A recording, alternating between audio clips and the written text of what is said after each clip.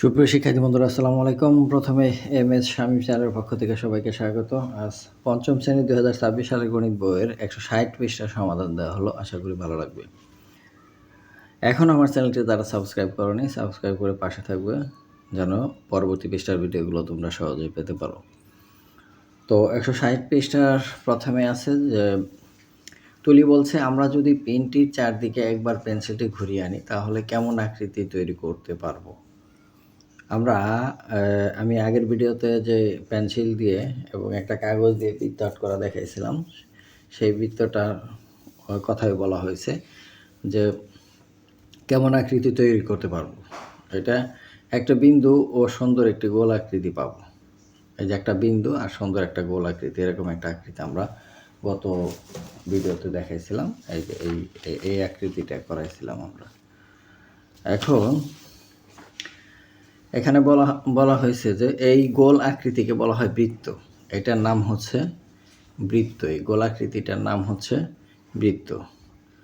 যে বক্ররেখা বৃত্তটিকে আবদ্ধ করে রাখে তাকে বলা হয় পরিধি। এই যে এটাকে আবদ্ধ করে রাখছে, এইটার নাম হচ্ছে পরিধি। এই বাইরের এইটার নাম হচ্ছে পরিধি। এই নামগুলো আমাদের অবশ্যই মনে রাখতে হবে, কারণ আমরা যত উপর ক্লাসে যাব তখন এইগুলার বিস্তৃত আলোচনা দেখব 6, 7, 8-এ। এখন আমি আবার বলতেছি, যে বক্ররেখা বৃত্তটিকে আবদ্ধ করে রাখে তাকে বলা হয় পরিধি। এইটা হচ্ছে পরিধি। বৃত্ত একটি আবদ্ধ বক্ররেখা যার প্রত্যেক বিন্দু ভিতরের একটি বিন্দু থেকে সমান দূরে।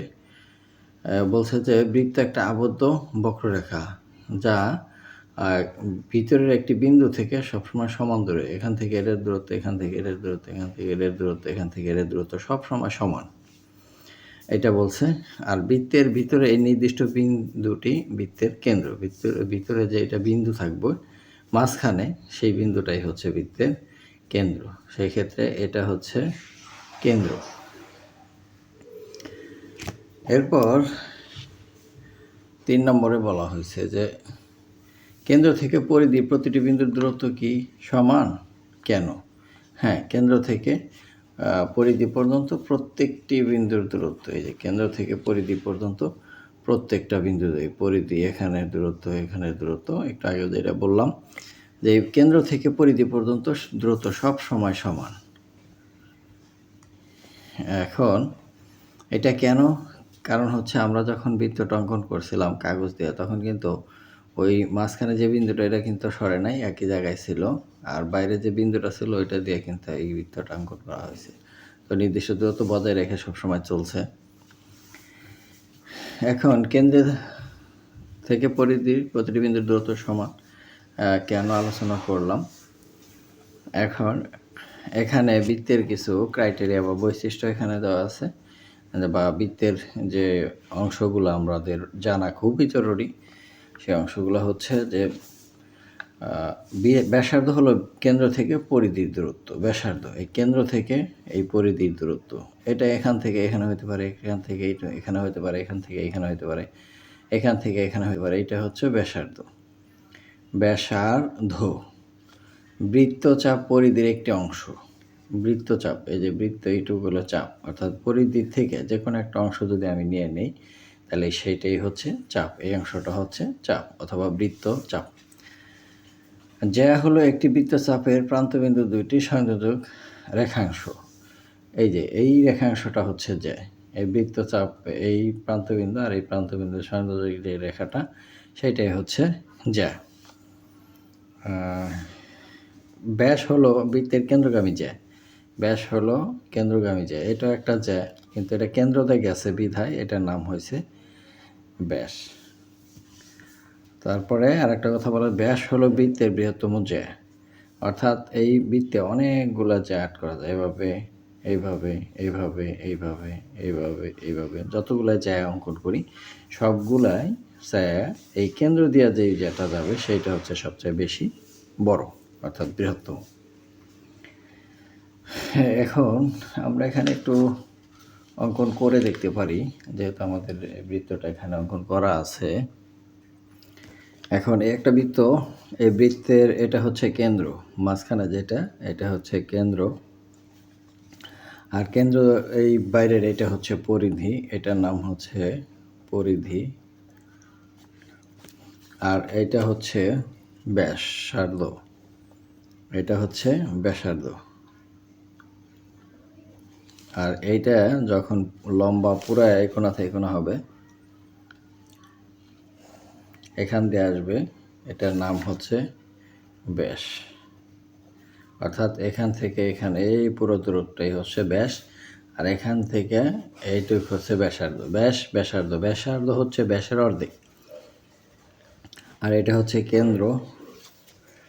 আর এখান থেকে এই অংশটা যদি আমি আলাদা করে নিই তাহলে এটা হচ্ছে চাপ। আর এই চাপের দুইটা সংযোজক যদি রেখা আঁকি এখান থেকে এখানে, এটা হচ্ছে জ্যা, এটা হচ্ছে জ্যা, আর এটা হচ্ছে চাপ বা বৃত্তচাপ। এখন আমরা চাপ, বৃত্তচাপ, জ্যা, ব্যাস, ব্যাসার্ধ সবই দেখলাম। আশা করি বুঝতে পারছো। এবার আমরা বইতে চলে যাই। আবার যে বইয়ের এখানে তুলি বলছে যে একটি বৃত্তের ব্যাসার্ধ ও ব্যাসের মধ্যে সম্পর্ক কি? ব্যাস ব্যাসার্ধের অর্ধেক। ব্যাস ব্যাসার্ধের দ্বিগুণ, আর ব্যাসার্ধ হলো ব্যাসের অর্ধেক। এখন ও বলছে বৃত্ত ক এর দিকে খেয়াল করলে দেখা যাবে যে বৃত্তের কেন্দ্র থেকে পরিধি পর্যন্ত দূরত্ব বা ব্যাসার্ধ সবসময় সমান। একটি বৃত্তে যতগুলাই ব্যাসার্ধ অঙ্কন করা হয় সব ব্যাসার্ধই সমান হয়। এটা বৃত্তের বৈশিষ্ট্য। খেয়াল করলে আরও দেখা যাবে যে ব্যাস হলো ব্যাসার্ধের দ্বিগুণ। ব্যাসকে বৃত্তের কেন্দ্রগামী জ্যা বলা হয়, ব্যাস হলো বৃত্তের বৃহত্তম জ্যা। তো লাস্টের যে এই লাইনটা, এই লাইন তিনটাই আমাদের মনে রাখতে হবে এবং মুখস্থ করতে হবে যে ব্যাস হলো ব্যাসার্ধের দ্বিগুণ, আর ব্যাসকে বৃত্তের কেন্দ্রগামী জ্যা বলা হয়, আর ব্যাস হলো বৃত্তের বৃহত্তম জ্যা। এখন ব্যাস ব্যাসার্ধের দ্বিগুণ কিভাবে? ব্যাস হলো এখান থেকে এখান পর্যন্ত, আর ব্যাসার্ধ হলো এখান থেকে এখান পর্যন্ত। তাহলে এখান থেকে এখান পর্যন্ত অর্ধেক, আর পুরাটা হচ্ছে এখান থেকে এখান পর্যন্ত। এই যে এই হিসেবে আমরা বলতে পারি যে ব্যাস হলো ব্যাস হলো ব্যাসার্ধের দ্বিগুণ, আর ব্যাসকে বৃত্তের কেন্দ্রগামী জ্যা বলা হয়, ব্যাস হলো বৃত্তের বৃহত্তম জ্যা। এই ব্যাসের বৈশিষ্ট্য হচ্ছে এই তিনটে। তো শিক্ষার্থী বন্ধুরা, আজ এ পর্যন্তই। দেখা হবে পরবর্তী পৃষ্ঠার ভিডিও নিয়ে। সে পর্যন্ত সবাই সুস্থ থাকবে। ধন্যবাদ সবাইকে।